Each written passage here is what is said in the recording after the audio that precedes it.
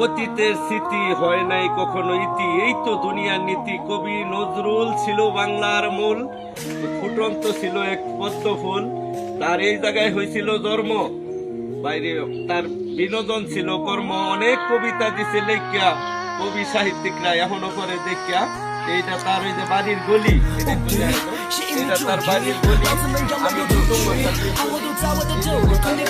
বললা মসজিদেরই কাছে আমায় কবর দিও ভাই, যেন মুয়াজ্জিনের আযানেরই শব্দ শুনতে পাই।